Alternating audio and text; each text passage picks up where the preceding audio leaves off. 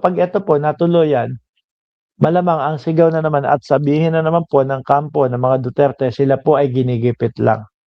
Tapos itatanggi po nila na gusto ng ulo ni Baste Duterte, ulo sa baba o ulo sa taas ho, mga kababayan.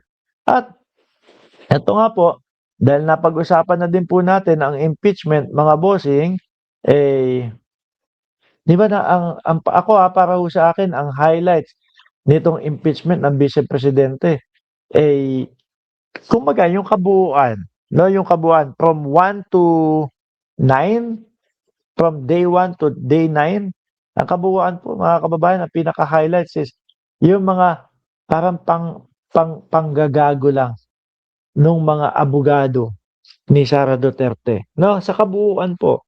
Yung unang araw, abang tayo ng abang, hintay tayo ng hintay kung ano ang sasabihin ng depensa. Ang sasabihin ng depensa is 32 million po ang bumoto diyan.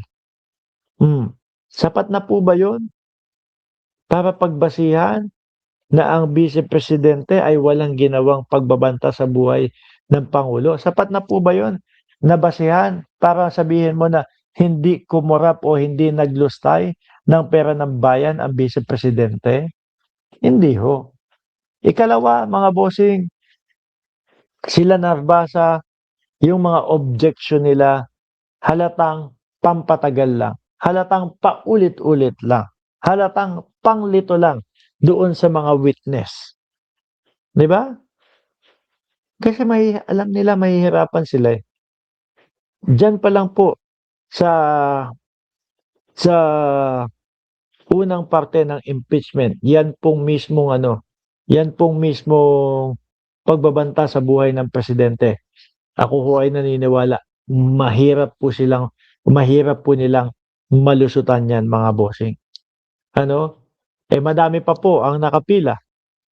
Oh, nandiyan pa yung susunod, confidential funds. Nandiyan pa din ho susunod mga kababayan, yoon po bribery sa Department of Education. At ito nga, nagulat yung iba. Sabi nung iba, aba ibang klase ang Vice Presidente.